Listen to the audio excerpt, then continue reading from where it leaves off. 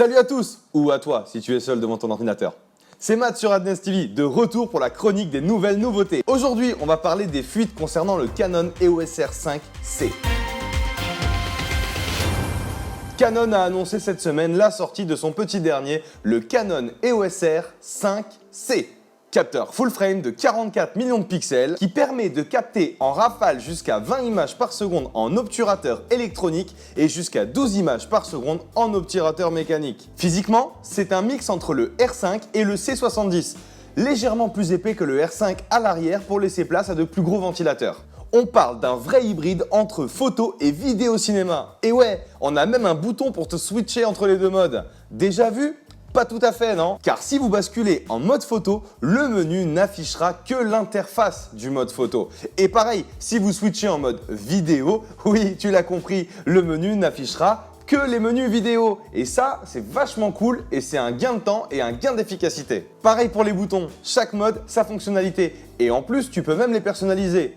Presque tous, parce que le bouton on-off, tu peux essayer de le personnaliser autant que tu veux, je pense que tu vas vraiment galérer. Une vraie nouvelle nouveauté, le bouton du déclencheur est rouge. Ça fait cinéma. On retrouvera les mêmes ports que sur le R5, sauf que cette fois-ci, ils nous ont même rajouté une connectique timecode. Par contre, petite déception, la sortie HDMI n'est toujours pas de taille normale. Parlons maintenant des spécifications vidéo. Canon passe maintenant à la 8K 60 fps en mode RAW, en enregistrement interne et ça sans limite d'enregistrement. Ta seule limite, ce sera la capacité de ta carte. On trouvera aussi de la 8K HDR avec le C-Log 3. Probablement 25 ou 30 fps, on n'a pas d'infos précises, mais je pense que ça va rôder autour de ça. Le format d'enregistrement sera en XFAVC ou en MP4 en 422 10 bits. Ah, et en parlant de bits, si jamais tu veux enregistrer en 8K 60 fps 12 bits, parce que oui, c'est possible, mais à ce que j'ai compris, il faudra se brancher en secteur. Si tu veux rester en 8K 30 fps, pas de problème pour la batterie. Ou alors si tu veux repasser en 10 bits.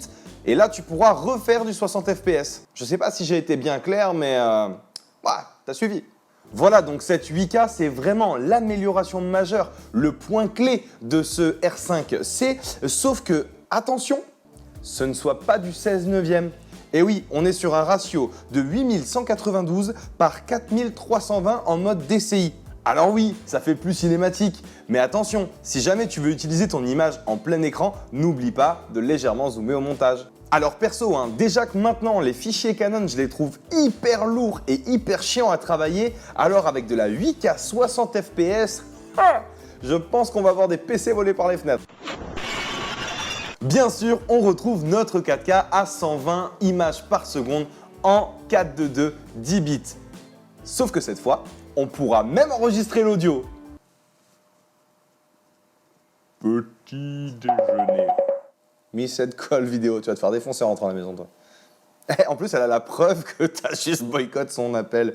Trop génial, je vais me servir de ça, Non, tu t'es déjà marié. Pour ce qui est des supports d'enregistrement, on trouvera un emplacement CF Express type B et un emplacement pour carte SD, dite classique. Carte SD, quoi. Il paraît qu'on va pouvoir enregistrer sur les deux cartes simultanément en deux formats. Alors, ça veut dire quoi? Est-ce que je vais pouvoir enregistrer en 8K 60 fps ou 8K 30 fps sur ma CF Express et à côté en 4K 120 ou 4K 30 ou peu importe en proxy sur ma carte SD?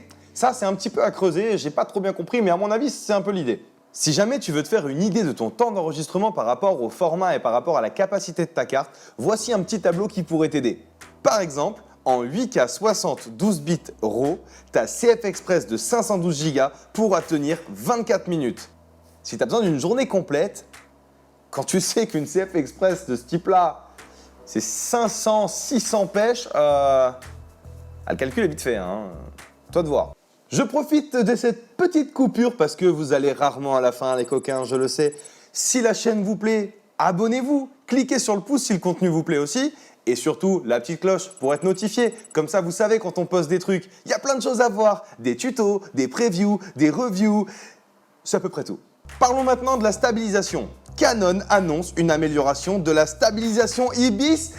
Non, pas du tout. Pas d'IBIS, pas de stabilisation. Pas de stabilisation. Pas de stabilisation. Ni pour la photo, ni pour la vidéo. N'importe quoi. Vous voulez connaître ma vraie question? Pourquoi? Est-ce que c'est pour accompagner le bouton rouge dans l'aspect cinéma? Est-ce que c'est Gilbert de la recherche et développement qui a juste oublié ce petit détail? Ou... Non mais sans déconner Canon, vous révolutionnez le game avec un bouton de switch hybride photo-vidéo. Il n'y avait plus les pièces? Franchement, vous auriez pu rajouter un autre bouton avec stabilisateur on, stabilisateur off. Prenez le Nikon Z9 par exemple. Quand vous l'éteignez, le système d'axe qui fait que c'est stabilisé, il se coupe et se bloque pour pas être abîmé. On aurait peut-être pu équiper cette caméra qui a de nouvelles choses à proposer de ce genre d'accessoires. Des filtres ND aussi, intégrés. Ça aurait pas été mal ça. Pour compenser, ils nous ont quand même mis le mode IS, donc stabilisation d'image électronique. Qui par contre, parce qu'il y a toujours un mais, un petit peu comme quand tu stabilises en post-prod, t'as un petit facteur crop et là je lis qu'il est de 1.1 pour les focales courtes et de 1.43 pour les focales longues. Pour ce qui est de la mise au point automatique, comment vous dire? Aujourd'hui sur du boîtier hybride, on a Sony qui est quand même à la pointe de l'autofocus. On a le Canon R5 qui est vraiment très bon, bien que légèrement moins performant que les Sony dans les basses lumières. Et puis il y a le C70 qu'on a essayé et qu'on n'a pas vraiment aimé. Le R5 est équipé du CMOS Dual Pixel AF2 ou 2, comme si c'était une nouvelle génération. Et le C70, qui est sorti après, lui il est équipé du CMOS Dual Pixel et c'est tout. Et de ce que je vois là, le R5C, il va hériter du CMOS Dual Pixel et c'est tout. Ce boîtier sera disponible en ligne et dans vos magasins préférés à partir de mars 2022. Et pour le tarif, l'EOS R5C coûtera et coûte déjà, puisqu'il est disponible en prévente, 4 999 €. Compte 5 000 quoi. Pour rappel, le R5 est affiché à 4 500 € et le C70 à 5 100 €. Alors, est-ce que tu possèdes un R5 et tu vas passer au R5C? Ou est-ce que tu as vraiment les boules parce que tu possèdes une C70 et que le R5C va sortir? Ça, fais-le nous savoir dans les commentaires. Voilà, c'était tout pour moi aujourd'hui. Ça m'a vraiment fait plaisir de vous revoir. C'était Matt sur Adnes TV et on se revoit bientôt pour des nouvelles nouveautés. Ain't